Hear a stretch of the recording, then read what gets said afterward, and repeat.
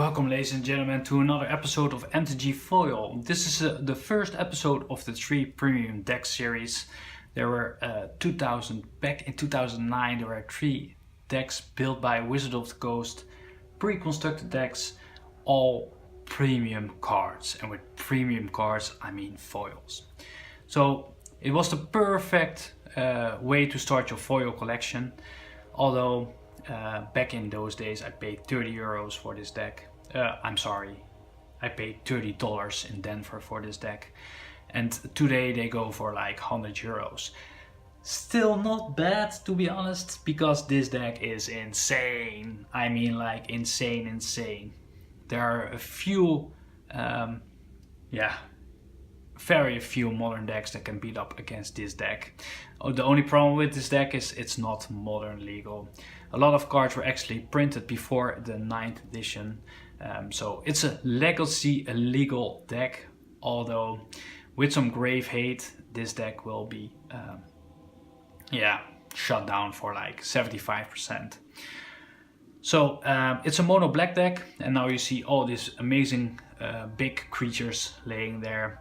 The purpose of this deck is actually get these creatures ASAP as soon as possible in your graveyard and then put them in the battlefield for 1 or 2 mana spells. Insane. I mean, like, you could actually, if you're lucky, turn 2 having, for example, the Inkwell Leviation creature with 7, 11, Island Walk, Trample, Shroud into the battlefield. Or even better, a Blazing Archon for 6 colorless mana or 3 planes. Flying creatures can't attack you. Amazing. Or an Verdant Force. At the beginning of each upkeep, put a 1/1 green sapling creature token onto the battlefield. It's a 7/7. The swings of a Steel Wind. Flying, First Strike, Vigilance, Lifelink, Protection from red and from green. 6/6. Insane. Or this crosses the Purger. Flying, 6/6. Whenever crosses Purger deals combat damage to a player, you may pay 2 colors or 1 black. If you do, choose a color, then that player refuse or his or her hand and discard all cards from that color. Wow. Normally that card costs 1 red, 1 black, 1 blue and 3 colorless to cast. But if you're lucky, you can get this out in turn 2. And I'm not lying to you guys. The Terrestodon. 2 green, 6 colorless. When Terrestodon enters the battlefield, you may destroy up to 3 target non-creature permanents. For each permanent put into a graveyard this way, its controller puts a 3/3 green elephant creature token onto the battlefield. 6 amazingly creatures, powerhouses. Normally you could cast these creatures only like in turn 8, and we are able to get them out at turn 3 or 4, and if we're lucky, even turn 2.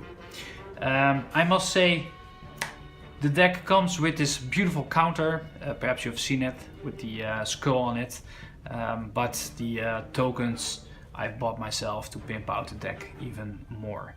All cards are foiled except for the tokens, but the tokens are excluded from the deck anyways.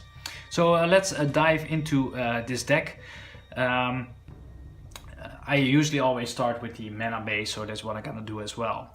It has the Crystal Vein. Taps for 1 colorless. If you sacrifice it, it produces 2 colorless mana. The Eben Stronghold. Eben Strongholds enter the battlefield tapped. Add 1 black mana to your mana pool or sacrifice it and it adds 2. The Polluted Mire comes into play tapped. There's an ability to cycle it, pay 2, discard this card and draw a card. So nice if you've got already enough of these beautiful swamps. Because the swamps, did I really say swamps? Well, I'm Dutch, don't blame me. It was funny though. And these swamps, whatever, are beautiful art, really beautiful art, and they're all foiled, or should I say premium in this case. I really love them, and like I said, if you buy this deck now, you pay like €100, so that's like $120. But you've got an amazingly deck. It's a deck you can actually annoy a lot of standard and modern decks with it.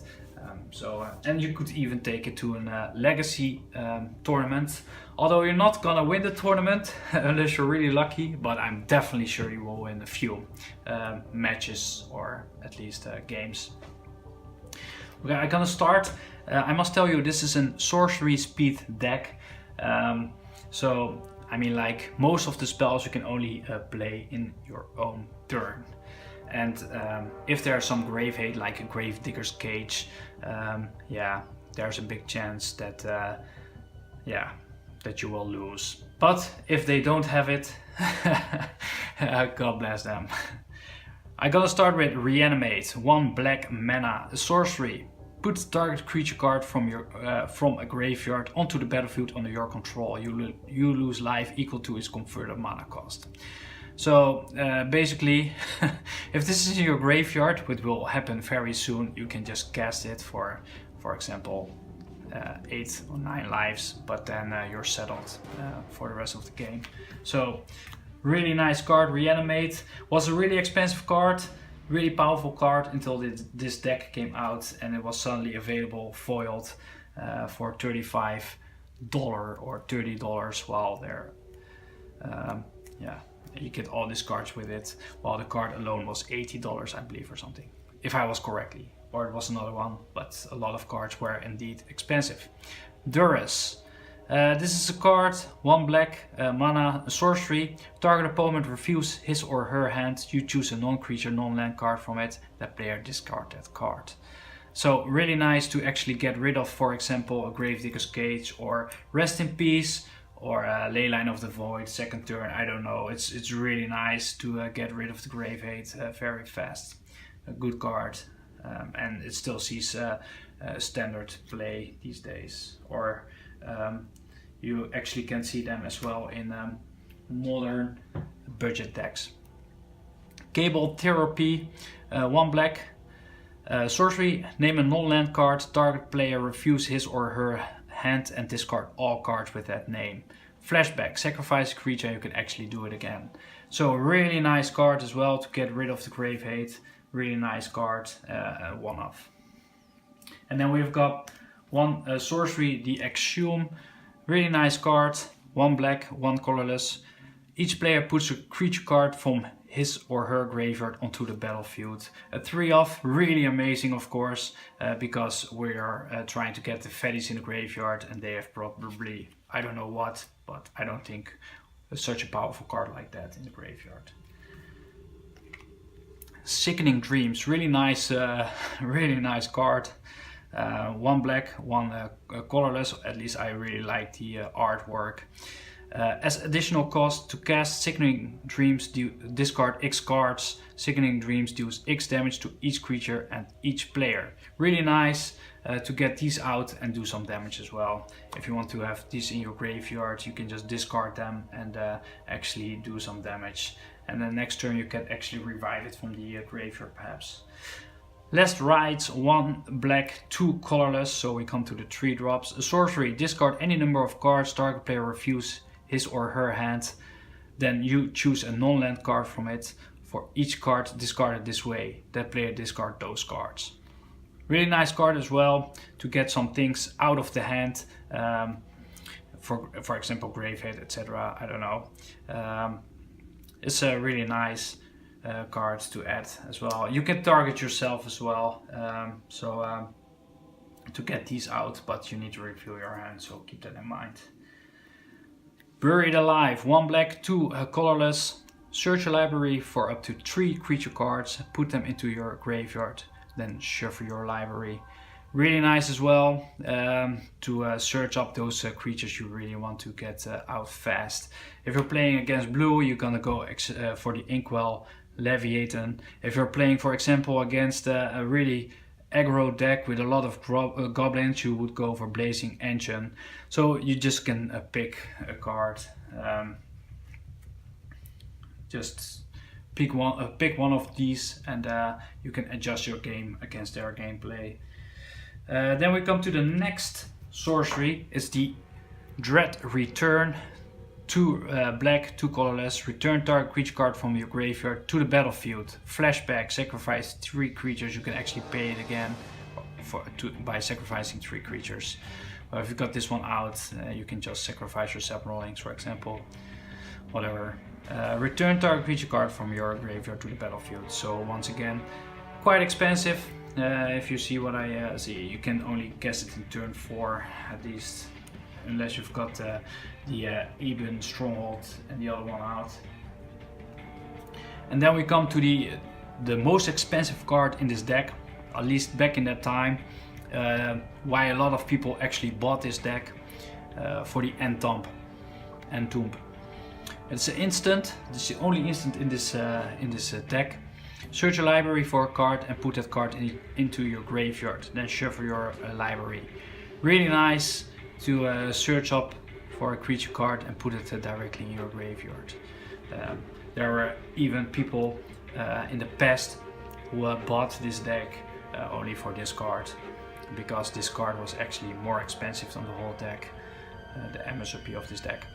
Yet again, it's an instant, so always play it just before your end step, so you can actually fetch a creature card before you can get it out onto the battlefield. And then we come to the enchantments. First enchantment, Zombie Infestation. So discard 2 cards, put a 2/2 black zombie creature token onto the battlefield. With discarding the card, you can actually discard these cards as well to get them in your graveyard. You get a nice zombie out there. So as well, really nice card. Perhaps you don't see it directly, but I think this card is meant to discard those cards. And then we come to another really nice enchantment. 1 black, 3 colorless. It's a lot of text. I'm just gonna read it for you. When Diabolic Servitude enters the battlefield, return target creature card from your graveyard to the battlefield. When the creature put onto the battlefield with Diabolic Servitude dies, exile it and return Diabolic Servitude to its owner's hand. When Diabolic Servitude leaves the battlefield, exile the creature put onto the battlefield with Diabolic Servitude. Actually, it's an enchantment. You put it onto the battlefield, you can actually get the creature card from your graveyard back into the game. If the creature dies, you can get this enchantment back to your hand. If the enchantment dies, you need to actually exile the creature. So really nice card, as well for a commander, of course. And then we've got another one, Animated Death, an enchantment aura. So this one actually goes under the creature. A lot of text as well. 1 black, 1 colorless, enchanted creature card in a graveyard. When animated death enters the battlefield, if it's on the battlefield, it loses enchanted creature card in a graveyard and gains enchanted creature put onto the battlefield with animated death. So, well, you catch the drift. Not that hard to understand, hopefully. Return enchanted creature card onto the battlefield under your control and attach animated death to it. When animated death leaves the battlefield, that creature controller sacrifice it. Enchanted creature get -2, -0. So it's just an enchanted creature you put onto the one of the creature cards in a graveyard. Don't have to be this one. Can as well be one of his creatures, and you get it back into the battlefield with a -1, -0 counter on it. So as well, the second turn you can play this. First you would play, for example, Reanimate or Entomb, if you've got it in your opening hand. Fetch up one of these. Second turn, second land, Animated Death, and bomb, it's back on the battlefield. Turn 2, you've got a Blazing Archon, Inkwell Leviation, whatever. And then we come to the creature cards in this deck that are actually not meant to, they're meant to hardcast. So Hidden Horrors, 2 black, 1 colorless. When Hidden Horrors enters the battlefield, sacrifice it unless you discard a creature card. Really nice. It helps you actually get rid of one of these cards into your graveyard. A 2-off, and it's a 4/4. So Although it would be a bad in any other deck, in this deck it would be amazing. Putrid Imp. Discard a card. Putrid Imp gains a flying until the end of turn. 1 black and 1/1. So discard any of those creature cards, it gets flying. Threshold. As long as there are 7 or more cards in your graveyard, Putrid Imp gets +1/+1 and can't block. Really nice as well. Just discard any of these cards and it gains flying, so it helps you as well discarding cards. Avatar of WoW. Wow, wool. It's actually wool, but it's WoW. It's a really nice creature. 2 black, 6 colorless.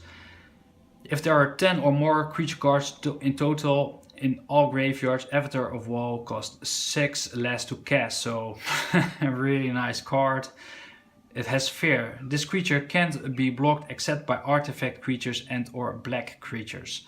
Tap it and destroy target creature. It can be regenerated. Really nice card. 6/5. And the art is really amazing. I love this card. Twisted Abomination. 1 black, regenerate Twisted Abomination. Abomination, whatever. 5/3, 1 black, 5 colorless. It got regenerate and swamp cycling. So you can actually discard this if you have not enough mana and then fetch up a swamp. Really nice to add on and to hard cast. And then we've got Faceless Butcher. 2 black, 2 colorless. When Faceless Butcher enters the battlefield, exile target creature other than Faceless Butcher. So you need to get rid of one. That's too bad. But when Faceless Butcher leaves the battlefield, return the exiled card onto the battlefield owner's control. So as well, keep it as a blocker. Exile any of these, and it comes back into the game. So this is the deck. Like I told you, they're all foiled. If you would buy all these cards separately, you would definitely pay more than 100 euros. But if you look up on trading websites for this deck and it's not factory sealed and you know you're gonna play with it, I think you might find it for 60 euros. If you're lucky, even cheaper.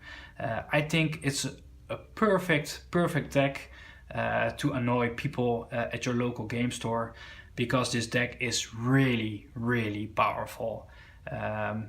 People that I really look up to at my local game store who are running perfect modern decks, I always can get my revenge with this deck. It's a really nice deck, and I think it's definitely worth it to start, for example, a foil collection. So thank you for watching, and I see you in the next episode of the Premium Deck series.